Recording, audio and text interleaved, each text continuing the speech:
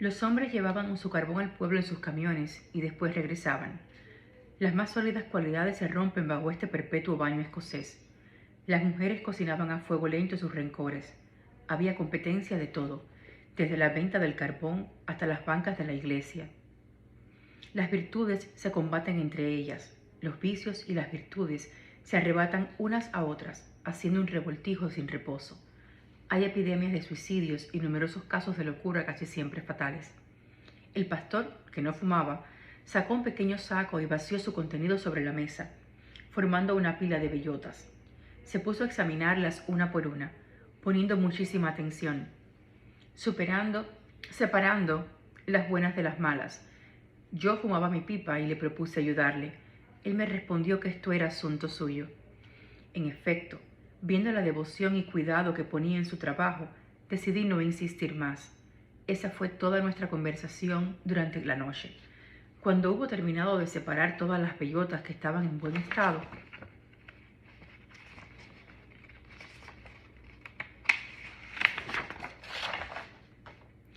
entonces las contó y las puso en montoncitos de 10. De esta manera iba haciendo una selección más, eliminando aquellas bellotas que eran muy pequeñas o aquellas que tenían ligeras grietas. Al terminar, una vez más las examinaba gravemente. Cuando tuvo enfrente de él 100 bellotas perfectas, detuvo su tarea y entonces nos retiramos a dormir. La compañía de este hombre me daba paz. Al día siguiente le pedí permiso para quedarme todo el día con él. Él lo encontró perfectamente natural, o con mayor exactitud. Él me daba la impresión de que nada podía distraerlo. Este descanso no me era absolutamente necesario, pero yo estaba intrigado. Quería saber más acerca de este hombre. Antes de salir, sumergió en una cubeta con agua el pequeño saco donde había puesto las bellotas que habían sido seleccionadas y contadas previamente con tanto cuidado. Me di cuenta de que su cayado tenía un triángulo de fierro tan grueso como un dedo pulgar y de alrededor de 1,50 m de largo. Yo me fui siguiendo una ruta paralela a la suya. La pastura de sus corderos yacía en el fondo de un pequeño valle. Él dejó el pequeño rebaño al cuidado del perro y subió hacia la derecha donde yo me encontraba parado.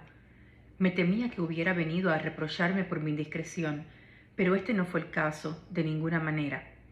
Era su propio camino, y me invitó a acompañarlo si no tenía nada mejor que hacer. Continuamos unos 200 metros más hacia arriba.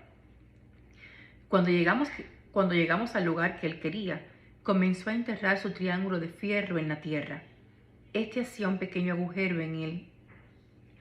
Cuando llegamos al lugar que él quería, comenzó a enterrar su triángulo de fierro en la tierra.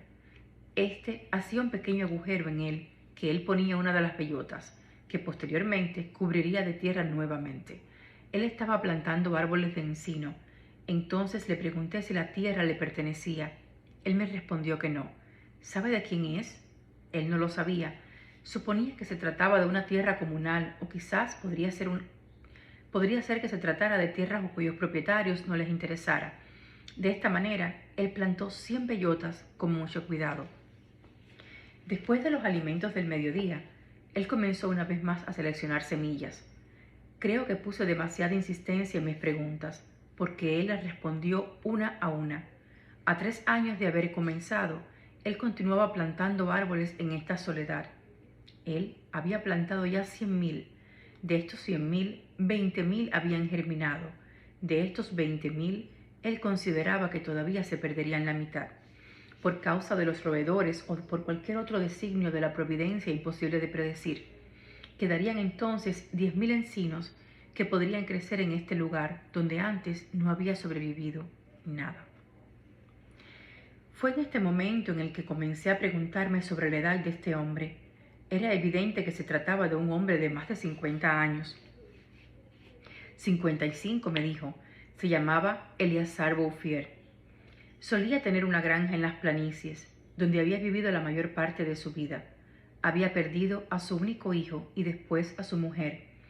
Se retiró en la soledad, donde acogió el placer de vivir lentamente con su rebaño de corderos y su perro. Él había juzgado de que este país se estaba muriendo porque le faltaban árboles. Añadió entonces que no teniendo nada más importante que hacer, había tomado la resolución de poner remedio a este estado de las cosas.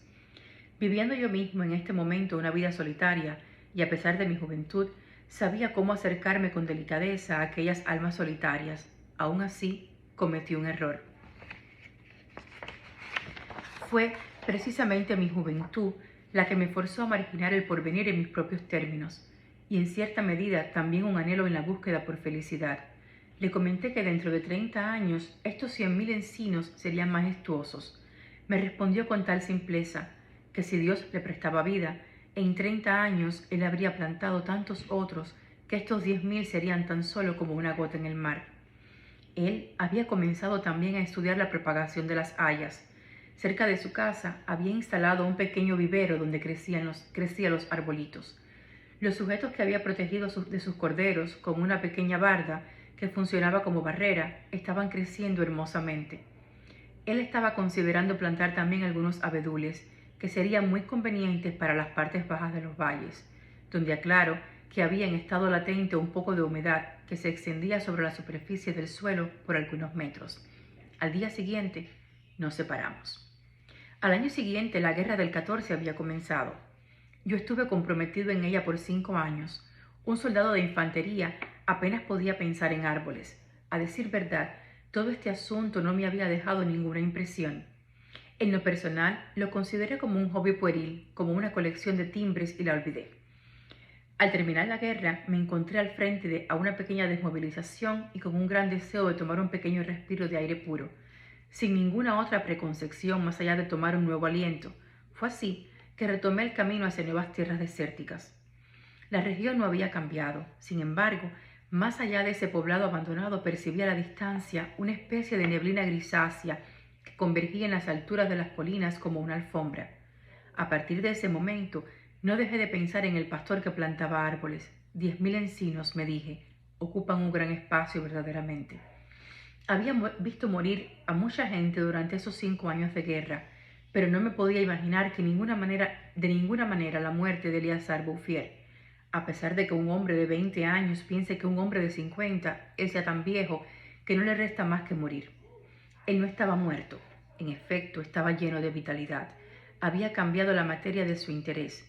Ahora solo tenía 4 corderos, pero tenía un centenar de colmenas. Se había deshecho de los corderos porque amenazaban los retoños de los árboles. Él me comentó entonces que la guerra no lo había distraído en absoluto. Como yo mismo me pude dar cuenta, él continuó con su labor de cultivador de árboles imperturbablemente. Mañana seguimos con la otra parte del cuento. Bueno, partes que he dividido yo misma, lógicamente, para hacerlo lo más corto, para que no sea tan tedioso para ustedes. Y espero que les esté gustando. Recuerden, la primera parte está en YouTube. Buscan la parte 2 para que les sigan el hilo. Y próximamente la 3 y la 4 si es necesario.